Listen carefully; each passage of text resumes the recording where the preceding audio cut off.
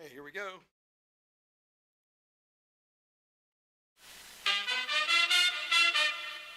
Ladies and gentlemen, Geri Petito. I'm not an addict, I'm just an ass. And in time, this too shall pass. I'm not an addict, I'm just an ass. Geri Petito taught the class. I'm not an addict, I'm just an ass. Loves the answer, the greener grass. I'm not an addict, I'm just an ass. One day at a time, free at last. When you don't know just what to do, Just what to do, just what to do. if what you're feeling is really true, Is it really true? Is it really true? just keep your ideas safe and sound. Safe and sound, safe and sound. That's exactly how change is found. Change is found, change is found. I'm not an addict, I'm just an ass. And in time, this too shall pass. I'm not an addict, I'm just an ass. Geri Petito taught the class. I'm not an addict, I'm just an ass. Loves the answer, the greener grass. I'm not an addict, I'm just an ass. One day at a time, free at last. Hello, everyone, and welcome to the Geri Petito Show. Everyone and anyone who knows me knows I am the author of I'm Not an Addict, I'm Just an Ass. I'd rather be a smartass than a dumbass. Because, guys, 34 years ago I was a dumbass. But today, 34 years later, through the grace of God, I can honestly say now I'm a smartass. And yes, the word ass is in the Bible 40 times, over 40 times. And it means donkey. And that's what I was. I'm saying all that to say this. There are a lot of people out there struggling, even with health issues. I'm a nutritional health coach. I'm a recovery coach. All my services to you are free. Please, please reach out. If you think my book can help someone, because I sure do, you can go right to Simon & Schuster's bookstore, Archway Publishing, Barnes & Noble, BAM, Amazon, and you can go to my website, www.geripetito.com. My book is now on audio, guys, with my voice. Simon & Schuster wanted to do that with someone else's voice, and I was like, no way. So my producer, Ruben Rodriguez, half owner of Hamilton Radio and sole proprietor of Iron Horse Films, is now doing audio books with your voice. Okay, so if anyone's interested, please, please reach out. And if you truly, truly, truly cannot afford my book, please reach out to me about that as well. I just want to give a shout out to a couple of my sponsors today. We have we have John Bishop, a.k.a. Johnny B., singer-songwriter, host of the Entertainment Luncheon South, a nonprofit network created for the creative. So he's also in the Joey D and Johnny B Rockin' Oldies band. He also sings solo. And I have to give a shout out to him and his wife for doing an incredible job with the luncheon once a month. It's by invite only. It's $20. You get great lunch, incredible entertainment, and they don't keep a penny of it, guys. They're amazing, and they promote all of us like nobody else does. So a huge shout out and thank you to them. Then my newest sponsor, Robert Sweeney, U.S. Air Force one-man band, guitar player, writer, producer, AI digital creator. So he made an AI theme song for me that we're going to be playing at the end of the show. It's amazing, okay? And he also did a song about the Jersey Devil, and he's hoping to get a movie made out of it. Explore powerful stories of love, loss, and legacy through his music and videos on YouTube and Spotify. Let's bring these emotional and thought-provoking tales of life. So, tales to life. So he's amazing, and you're going to get to hear that song at the end of the show. So, now I'm going to attempt to introduce my beautiful guest properly. Okay? Elin-Margareta. Did I say that okay? Sort of. All right, Yeah. tell everyone your name properly. Well, it's Elin-Margareta, and my last name is Nordin. So, yeah. Beautiful. Now tell everyone where you are from. I'm from Sweden. That is so amazing. So you were born and raised in Sweden? Yes, How- born and raised. Okay, and you've been there your whole life? Well, both yes and no. I lived both in London and Los Angeles for a while. Oh, okay. But otherwise, I am Swedish. Okay. So how long did you live in LA? I lived there for a year, and then I moved back home. Okay. And did you find some cool stuff going on there with acting? Yeah, I went to a really good school. I went to Santa Monica College. I met some awesome people, and it's going good, actually. I'm sorry? It's going good. Oh, it's Yeah, going good. it's going Okay, really good. cool. Yeah. So, okay, hold on one second. I'm trying to tag. So, tell everyone who connected us. It's Mickey Solar, my Yep. publicist. Tell everyone a Yeah. little bit about Mickey because I love her. Well, Mickey is my publicist. She's really awesome. I believe that she doesn't know how to sleep because I can go to bed and then the next morning I wake up and she'd be like, "You have this and this and this. Oh, by the way, I sent you this clothing that you have to do commercials for." I'd be like, "Do you sleep?" But I met her through one of my closest friends, Mark Denham. So Mark connected us two together. He realized that we would like fit. So So now, how long have you been doing acting? it started when I was 15 years old. The first time I stood in front of a professional camera was back in August of 2002. 2002. But you've always wanted to be one. Yes. Okay. Yeah. How old were you when you realized that's what you wanted to do? Ooh. I was really young. I've always loved Marilyn Monroe. She's been an inspiration in acting, and I always wanted to be her. And it's I've loved her since the start, and I also love very old actors, and I think ever since I was a kid, I always wanted to be just like them. I wanted to be on stage. I wanted to stand in front of a camera. So I don't know exactly when I wanted to, but I know I was very young, like younger than I was before I started. So. That's so cool. And you like the older actresses. Hmm. So, someone named Ina Vasquez is watching the show, Hmm. and she says she was in Sweden and she attended the Nobel Prize celebration. Gino, I need you out Hmm. here. Excuse me, guys. Sit there.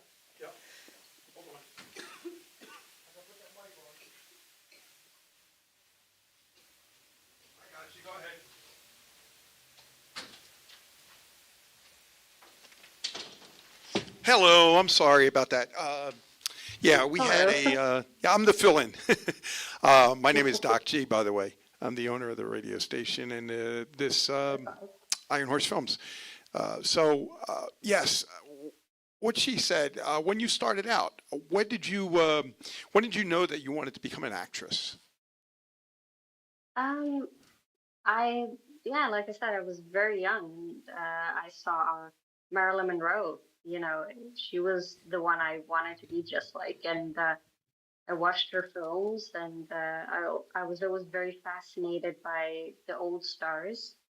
And it's I've been when somebody asks me even today, like, "Oh, have you watched this?" In the cinema, I'd be like, "No," but I watched this old movie. They're like, "When was it made?" I was like, "Oh, in 1935 or something like that." They're like, "Yay!"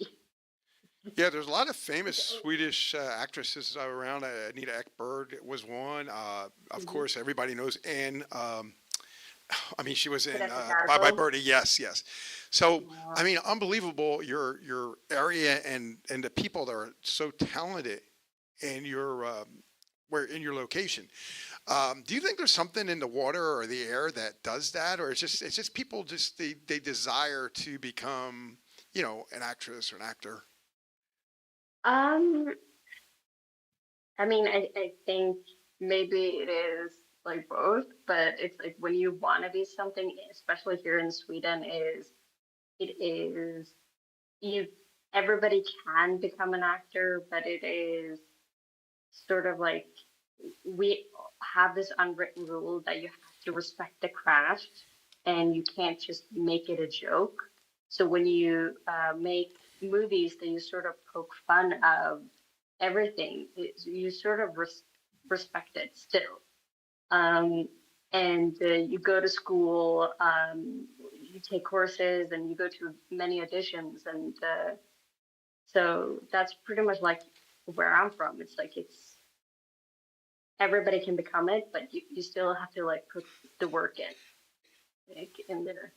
Can you tell us anything that you were in so the viewers and listeners will know some of the things you've been in?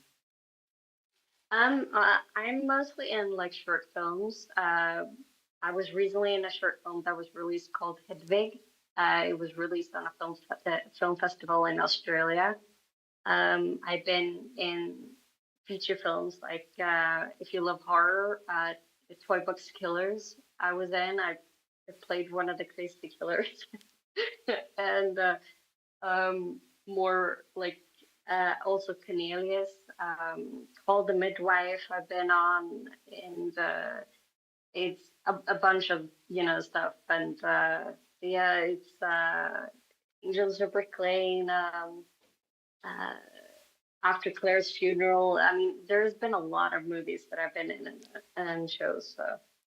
And have you picked up any types of things from each one? Like I know each one has a little bit of something different about it, the movie or whatever. But is there anything you can share with the viewers or listeners about things that you have picked up and said, "Oh, I'm not going to do that again," or I'll do this," or instead of that type of thing?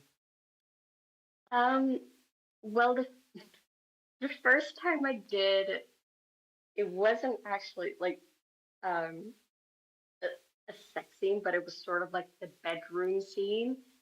And I realized like I'm terrible in that because it's like it doesn't matter even if I'm lying in a bed and I'm supposed to like wake up and be happy. I start laughing, and eventually like I get the entire cast and crew to start laughing, and then we have to just like. So I realized I'm probably like we have a lot of fun behind the scenes from that scene, but so that I realized because I thought I was gonna be like, yeah, it's just gonna be like really cool, but I realized like how I just can't stop laughing. But other stuff like one thing that I've decided to never do, and that's like show completely me, like take my clothes off. Some actors do, and I applaud them for that. Me, I'm not really 100% comfortable with doing that, so. Oh, That is something I would like yeah, to do. and were your parents in the film industry as well? No, no No, entertainment industry at all. no. Oh, and what was the influence for you to get into it again? What was that? What did you say? Marilyn Monroe. Marilyn Monroe. She was your Yeah. big influence. Wow.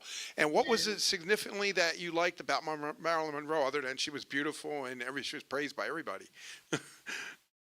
I mean, she. She could I sing still and say dance she too. She could is. sing and dance too. Yeah, yeah. I mean, for me, like, I still say she is because I can never say like she was or it becomes very difficult. But for me, she is more than just a pretty face. Like like I said, like you said, she can sing and dance.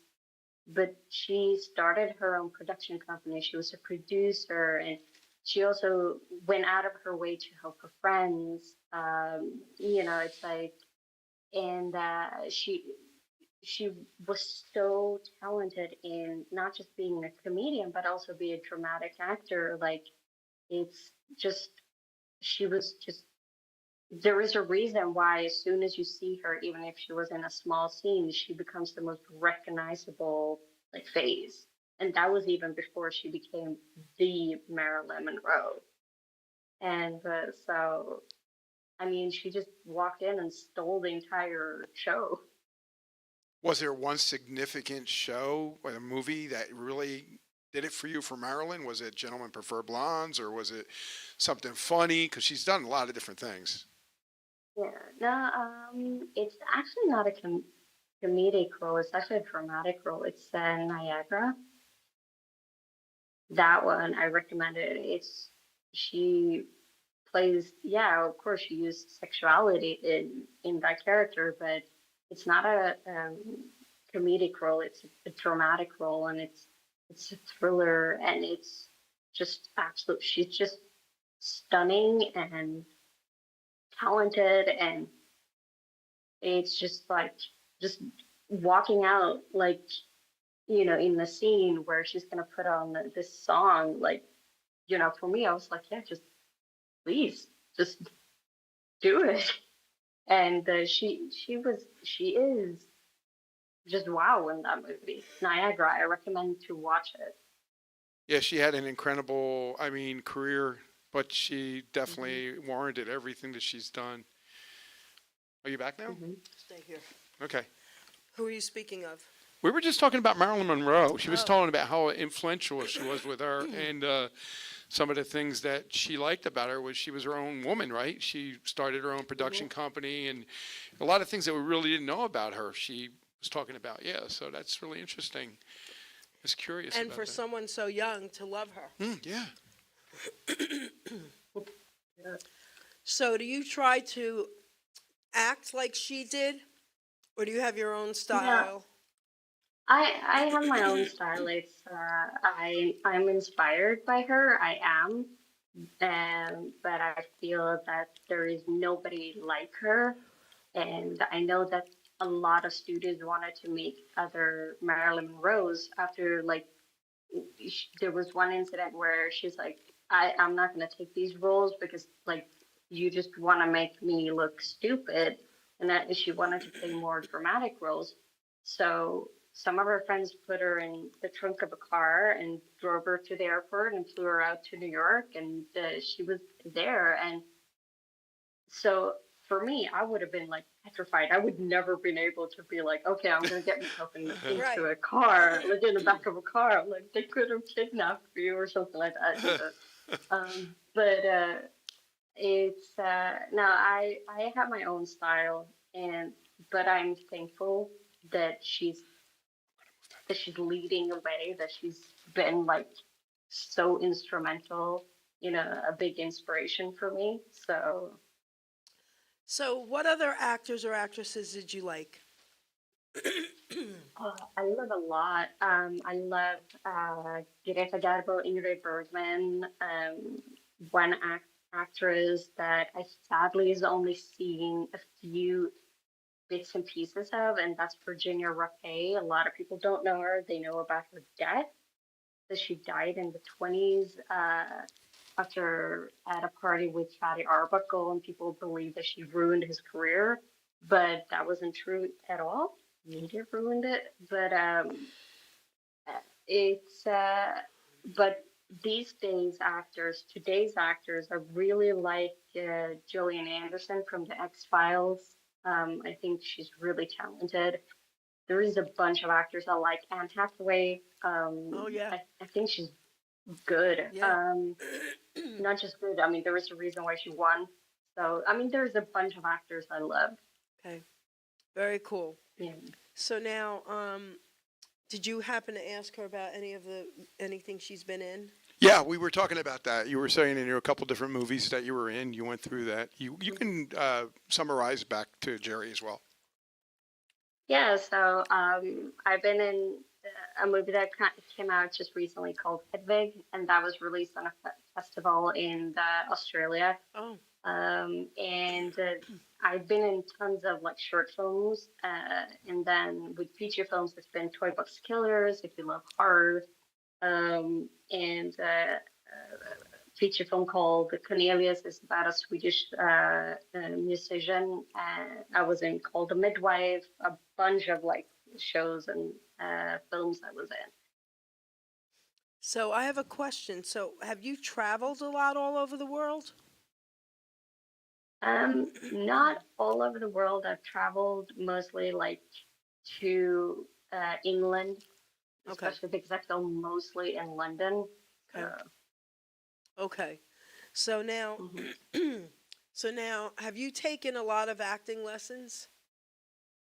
Yes, I have. I still do.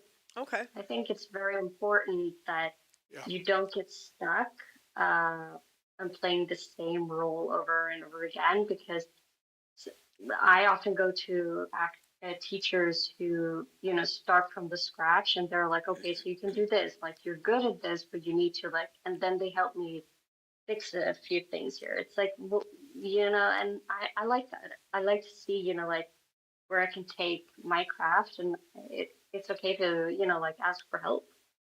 What, but what do they teach you in acting classes? Like, how do you, like I could, like when your lines, you have to memorize them. I could never do that. Do they help you learn how to memorize?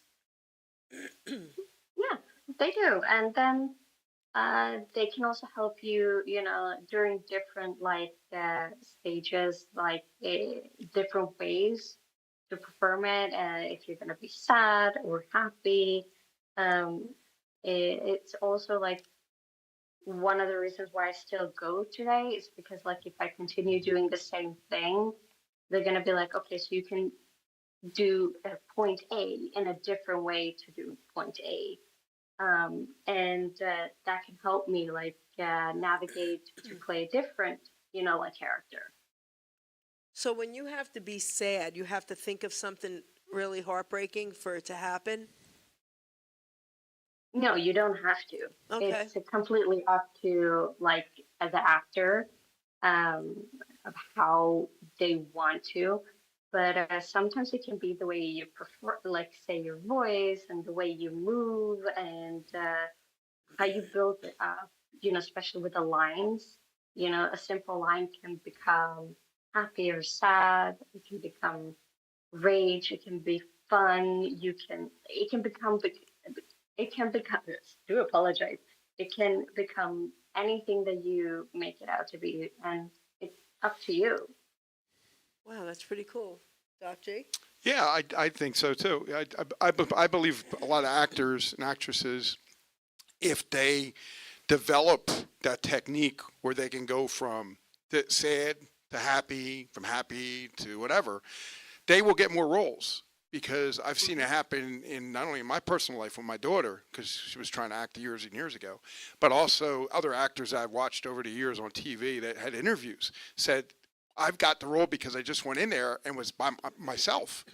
Robin Williams will say he went in there and he did it himself, and then basically just added to that to get the role. And that's what you pretty much have to be, humble, caring, and understanding, and what the role's about. Right? Do you get yourself into the role when you do an acting position? Yeah, I do. I One of the roles that I really wanted to get rid of very fast when I got myself like in the character was because that character made me feel very uncomfortable, and that was Samantha from Toy Box Killers, and I love her. I love playing her. She's a wild card. She's absolutely insane, but like I love playing her. So all the emotions go like it's like a roller coaster with her. But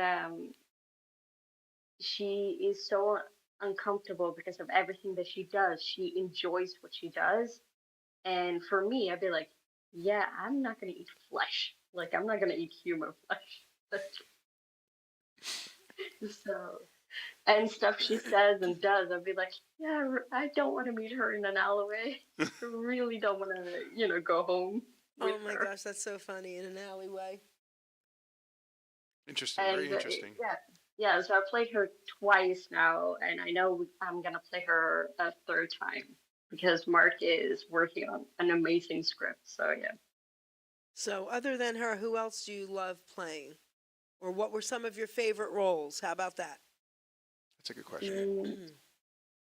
Mm, I loved playing Claire in After Claire's Funeral. That wasn't uncomfortable. That was actually kind of fun to play. It's me playing a dead wife.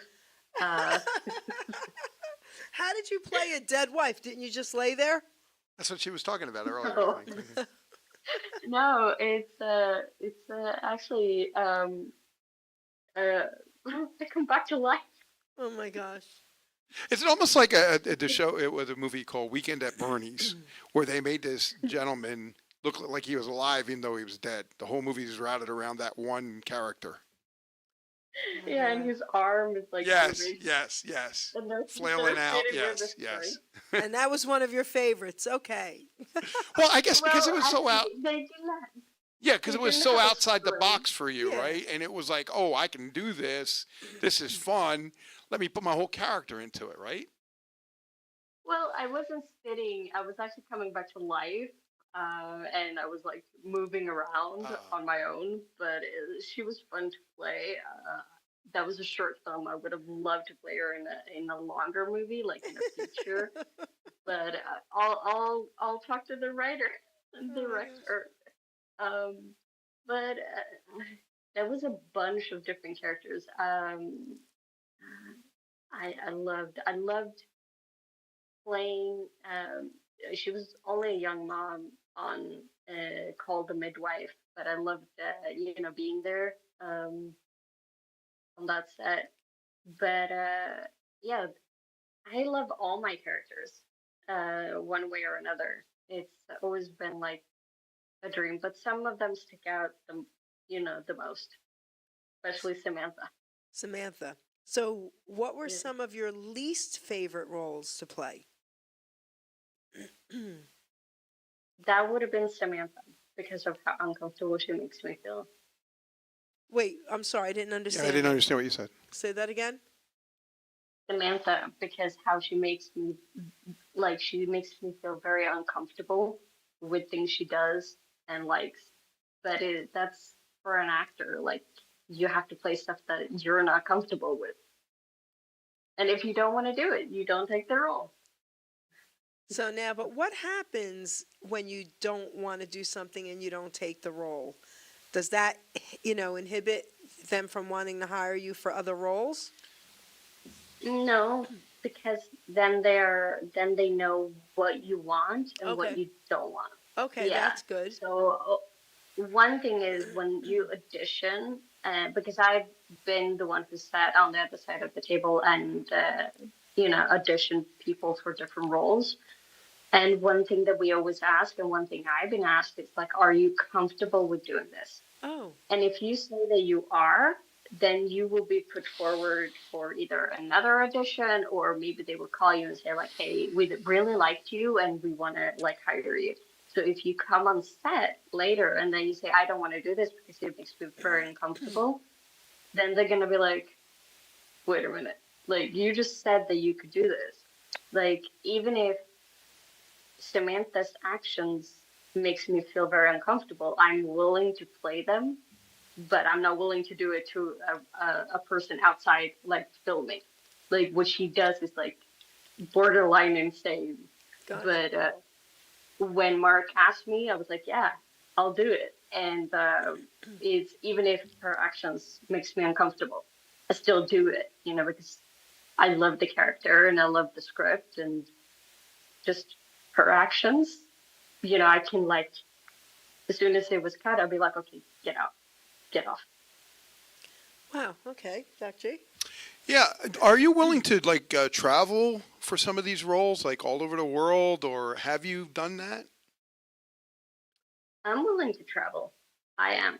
Like I have a few projects that is going to like get me to not be in Sweden. I have to like go on set, in another country. So yeah, and I have traveled like to London, to film. So I used to live there for many, many years. So my career has taken me to two different countries, based on my career. So What about New York? I've never visited New York. I want to visit. I want to go. Yeah, because that would be pretty cool, Yeah. for an actress. Yeah, right, from absolutely. another Yeah, country. yeah, that's absolutely great. Yeah. You do you find that different movie sets and different movies themselves, um, do you have an idea that you think that this movie is going to be good, or somebody will really watch it or not? You get that Yeah. like gut I mean, feeling, because I always get that gut feeling. yeah. I mean, everything is, you know, when you're on set, every single cast and crew are very different. I mean, everybody, works to the same Right, goal. right. We're here to make a film or we're here to make a series. Everybody has to be professional. But you do get a gut feeling depending on like if a lot of people are taking this as a little bit of a joke, or if they are really here because they want to be here. And I've sadly been on sets where stuff has been put on ice and has to be like reshot later because of like a lot of different stuff. But it's like everything depends. And I also get like what you say, a feeling if something like good is about to happen.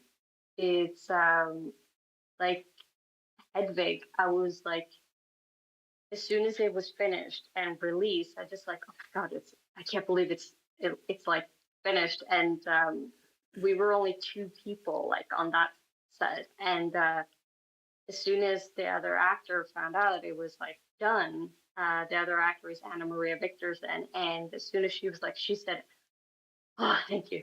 It was like we worked so hard, on that film. And then a few minutes, like it didn't last very long until we got a notification that it had been picked up for that film festival. And we're just like, so we got that feeling. It's like after being so nervous and worked so hard and feeling so proud of ourselves, we're now even more prouder that it's been like done. So yeah, I also get feelings, but I sort of get a feeling like as soon as it's finished, then I'm like, About how long does it take to make a film? depends. It always depends. It depends on like you have these like films that like you can film and they have to be filmed within a couple of minutes, edited in a couple of minutes, and released for a film festival that has like I don't know an hour to a few minutes before it's supposed to like be released and filmed, and then it can take a few days, and then you have to edit it, and that can take longer. Editing can take really long because it's like a puzzle, and it's not easy with editing. And then you have like others where it can take months, weeks. There have been some films I know who's taken a year to Oh, film, okay. and editing hasn't even started yet. Because our other producer, Ruben Rodriguez, he's been on a lot of different films, like as Hmm. extras. Adam Hmm. Sandler, right? Hmm. He met Adam Yep. Sandler. He's been doing some Jennifer really cool. Lopez. Yeah, he's been doing some Yeah. really cool stuff. So, I mean, That's awesome. I love the thought of, acting, but again, I could never memorize the lines. Everything would have to be ad lib with me. I mean, sometimes it works. It's if you can't remember, there are films or some directors who are okay with you just coming up with a line right there, right then, like right on the spot. Um, but that's not many directors who accept that kind of bit. It like that you should like pick up come up with your own lines. Um, but it's I love filming and I love acting, and So I mean, I'm gonna ask you a question. Do not get into hmm. details, and I'm asking Hmm. for a reason. Um, did you have a decent childhood growing up? Oh yeah. Okay. Nope. I'm asking for a reason. I'll tell you why. Hmm. A lot of actors and actresses that I've interviewed and become friends with, pretty much most of them has shared that they didn't have very good childhoods, and that's what made them go into acting, so that they could maybe like try and be somebody else. So that's the only reason I asked. Oh, I mean, I know that there are colleagues who have gone through that, and I'm not gonna say like, oh, I can feel for you because like my biggest cheerleaders have always been my family. Oh, They've been beautiful. there since before everything. They've been there during, like as soon as it started and the highs and the lows and everything. And but so I'm happy that I have my family. like that Beautiful. they've always been there. And but I feel for my colleagues who haven't had that. And but as soon as you can meet friends who or colleagues who are in the same and they become like your family, hold on to them tight, because we are in an industry that is not very forgiving, not Right. very okay. They can be like, yeah, I can be quite honest with saying like sometimes it can be quite rude, especially because they're like they don't care how talented you are. You have to look a certain way because they want you to be sort of someone's dream, wet dream, pretty much like. And so it's that sort of is a bit of like how our industry is. It's sad, but it's true. Well, back in the day, it was terrible. I've learned so much doing interviews, but Judy Garland, okay, Hmm. The Wizard of Oz. Hmm. I mean, what they did to that poor little girl, they used to give her pills every day, all day long, to make her not hungry, so she didn't eat, to make her stay awake, a little child, I know. okay, and her mom was fine with it. Very sad, but hearing about all that stuff, so I know that doesn't go on now, but that was terrible back then, what they did to some of these poor child actors. So, Yeah, I mean, it is sad, and I'm glad that we have like now organizations that are in our industry to protect children, yes, um, especially because like they are so young and they work in an adult world. They're supposed to like handle a lot of adult themes, yep, and and then they're gonna shake it off. Like me, who is an adult, if I'm sometimes uncomfortable with sometimes with what my characters are doing, even if I love coming on set and I love playing the character, can you imagine a child that's right, playing Samantha? yep. For me, I'd be like I'm an aunt, and I would never. I still forbid my nieces to watch those kind of films that I'm in. I'd be like, if your parents say no, then it's no. So there you go. So, Yeah. wow, okay, anything? Yeah, I just want to say too, with the movie industry and the TV sitcom industry, there's a lot of that stuff with the children act. I mean, when we were growing up, there was a lot of child actors. There still are, but they've had a lot of problems over the years, and whether it's relationship with the the mom and dad, or being bullied at school, or dealing with just life in general and going into the drugs and going into addictions to this, addictions to that. There are agencies out there like Paul Peterson set up for a lot of the child actors, and I'm glad we have that today. So you're right about that. I agree with you. But do you find, like, when you go into a movie set, do you find that there's a person there to take care of, say, younger ones, to watch over them and make sure they're okay, like a guardian type of thing, but at the same time guardian for the parents, and making sure that people are doing what they're supposed to do and there's nothing bad going on, because I think that's what he does with his agency. Mhm. Yeah, so when I was on Call the Midway, we had the parents on set with the children because in the episode I was in, I'm playing a very young mother, and it's we had a bunch of children everywhere. So there were the parents on set, Okay. and then they had uh, also a sort of a, it's gonna sound like a handler, pretty much like for the children to make sure everything is safe, Hmm. um, to make sure like uh, because most of the times the the parents weren't allowed to wander on set; they were allowed to stand on the Hmm. side, but the person could come and just like hand you the child and say like, oh, this is the child you're supposed to have. But the parents were very close by, so you always have like someone on set, and everybody, when you work with a child, it, the child doesn't really understand. If it's like a 3-year old, they won't really understand that, like, okay, when it's a big camera, you're not going to be 3-year old Sarah, you're going to be 3-year old Bethany, and you're supposed to be in the 40s, and you're not supposed to be in 2025. Right. Like, so yeah, so it's a lot of stuff happen and a lot of different people everywhere. So it's good for them to have those handlers, those security things, because the kids are often like shielded from what's going on set.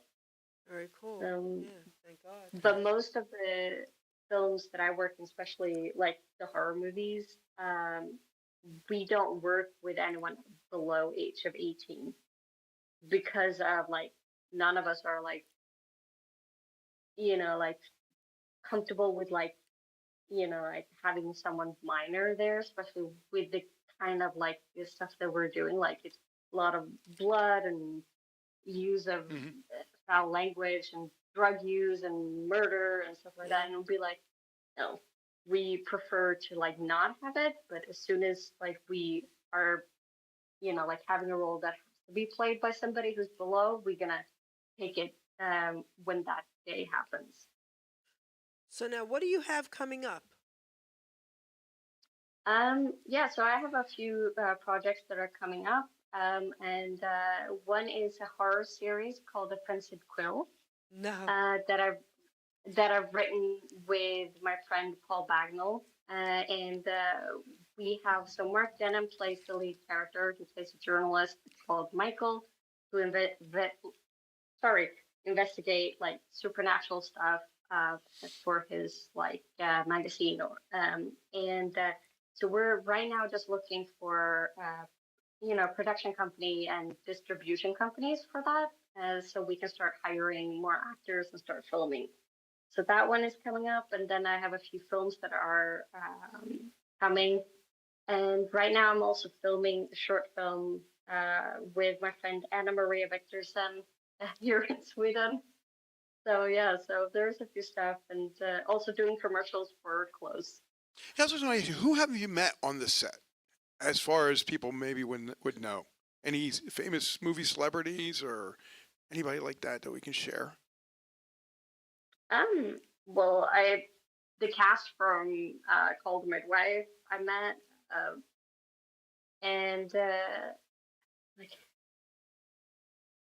it's also some actors from the movie Cornelius, but most are them like actors from either Sweden or it's in England. But like Mark Denham, he's an up and rising, like a very successful actor, and then like it's I yeah, so I've met a lot of people like on That's set. cool. That's pretty cool. So, some I will share, some I will not share. That's pretty cool, though. Do you ever get starstruck? Oh yeah, absolutely.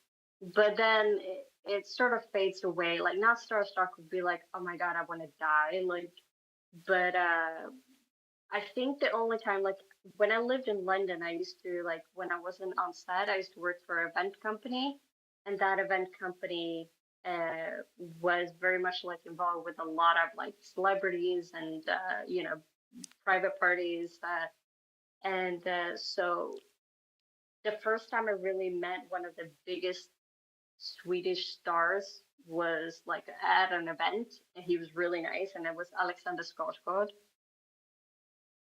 That's pretty cool. But that was like that was a private party, and it wasn't like I'm gonna walk up to him and be like, "Hey, have an autograph," because it's like that would be rude. I would have done it. See, I would have done it. I would have said, "Can I have an autograph? Can I have a hug? Can I have a photo?" I mean, he seems like a really cool guy. I don't think he would have been bothered. Right. I'm just speculating, but he was there private, so and very like even if I was happy to see a fellow like Swede, and especially him, very quickly I realized, oh yeah, that's my colleague. That's pretty cool. How can people get in touch with you or your publicist if they want to reach out to you about hiring you? Yeah, so I'm on Instagram. I still call it Twitter, but it's called X. TikTok, and I'm on a bunch of social media. Mickey is also on Instagram. I have an agency called Enorama, so you can contact them. Um, but yeah, so Okay, very cool. Doc? Yeah, very interesting. I love the interview.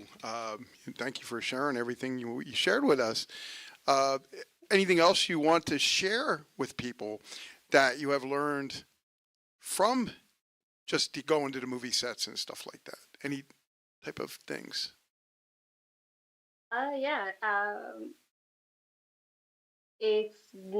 like I know that we live in a time now where it's like so interesting with the phones and putting stuff on social media for cloud and stuff like that. But when you're on set, there are very strict rules, and don't ever put anything if you got in a contract or you've been told.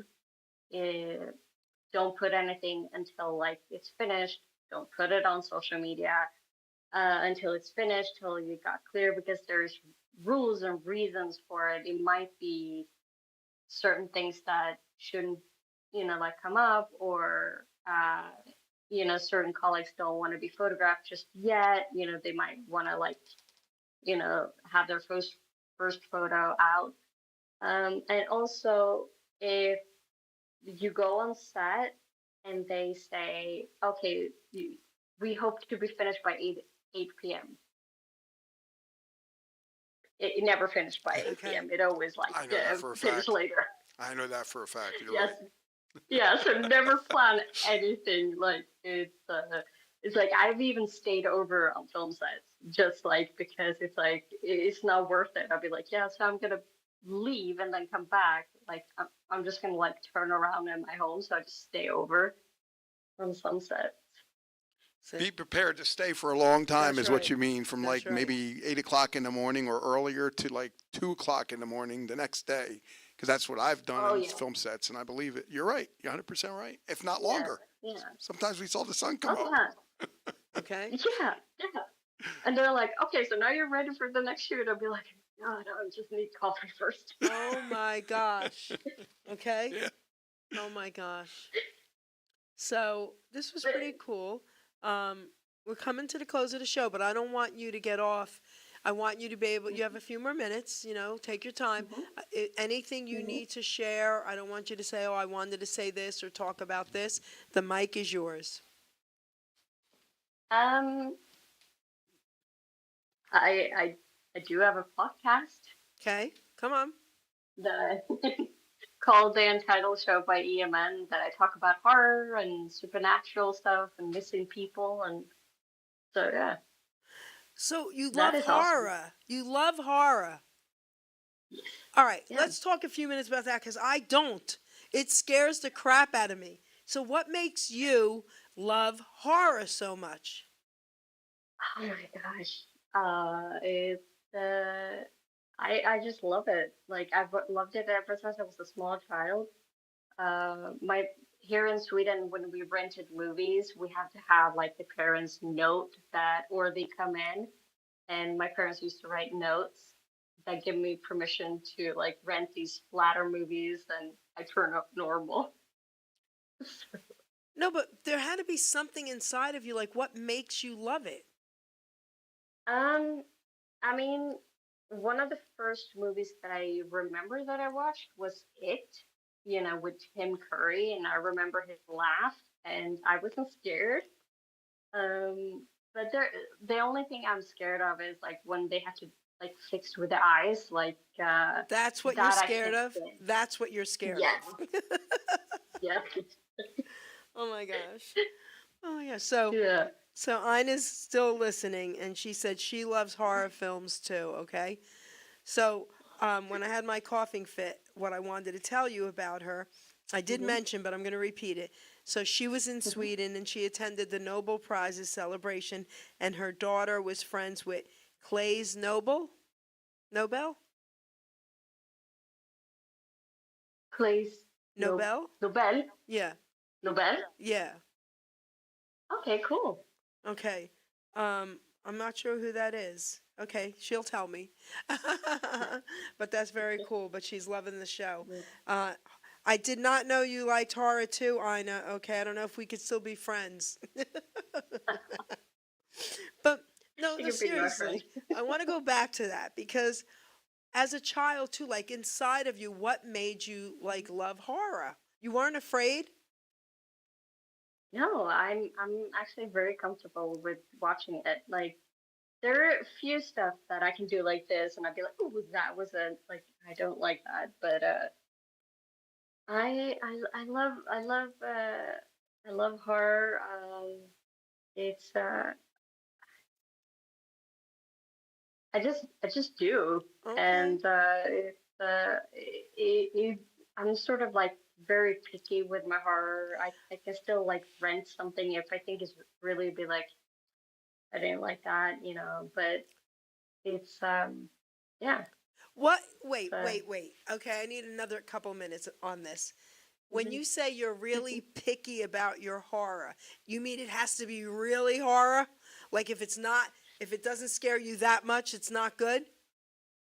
No, it's more like I think a lot of horror fans can, you know, understand with this. There's too many remakes, too many like, oh, they're coming out with this one, they're coming out with this one, and it's the same story and it's the same thing. Like I don't mind watching a horror movie where it's like a bunch of people going to the forest and they're gonna do that, but if it's Friday the 13th, part one over and over and over again, it gets really boring.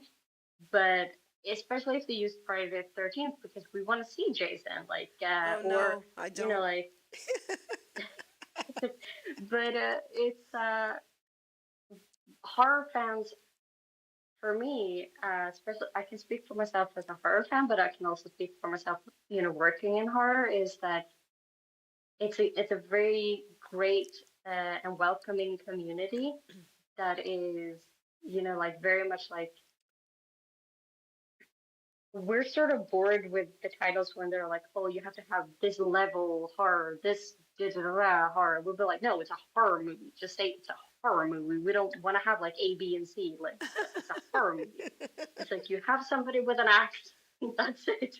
It's like we don't have to like think because like we love these movies because they're fun, they're gory, and sometimes we can be a bit of like rude because we're like not rude because we're mean, but it's like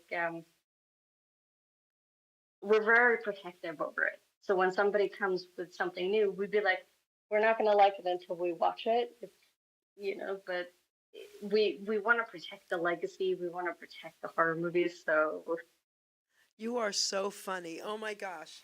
I've never heard anyone talk about horror movies like you. All right, that was pretty cool. So thanks for entertaining me with that, okay? thank you so So much for now, having me. okay, so I found out. So he is, all right. So Clay's Nobel, he is the great nephew of Alfred Nobel, who started the Nobel Prizes. All right, very cool, Yeah. Ina. Thanks for that info. I didn't know that. So, all right, sweetie. So, I want to thank you so much for this interview. You have a great personality. One more question, because I didn't ask you this. Did you ever work with any comedians? I mean, yeah, I've worked with comedians. Have you ever You done know, comedy yourself with them? um, it well, if you can sort of say comedy in horror Okay. in some specifics, Because, that's it. yeah, because you're cute and you're funny, and I think you would do well. Well, thank you. Okay? I want to try. Comedy is really hard, so Okay. I applaud my fellow colleagues who are comedians because it's really, really difficult. Not everybody can be a comedian. No. So if you do try it and you have some luck with it, then do me a Mhm. favor and message me, okay? And say, Jer, I tried to be funny. All I right. will. So Ina says, you're working with Jerry, meaning me, and I'm a comedian. So, all right, sweetie, I want to thank you so much. I want to thank Mickey. I love you, Mickey, for the connection. This was great. So, everybody, please, please share this show, okay? She's adorable.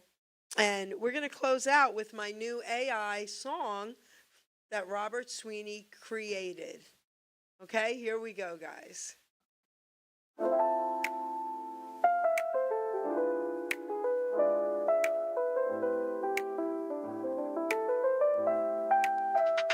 Welcome to the stage where stories untold, candid moments captured, memories unfold.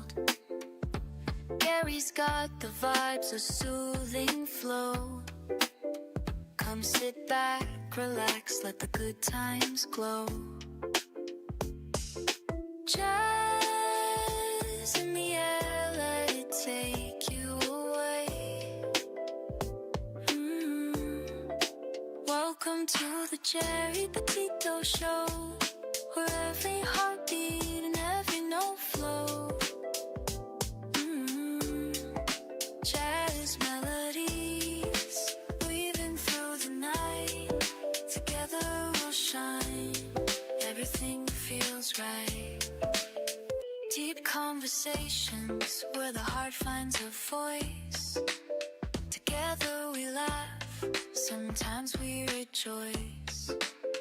Tales of adventure, the rhythms embrace. In each note a journey, feel the space. Step into the light, let the music. Welcome to the Geri Petito Show, where every heartbeat and every note flow. Jazz melodies weaving through the night. Together we'll shine. Everything feels right.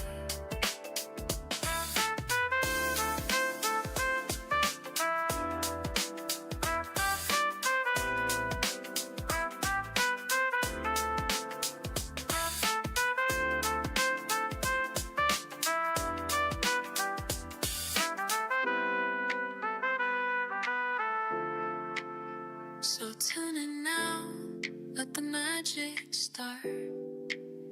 Jerry's podcast, a place for your art.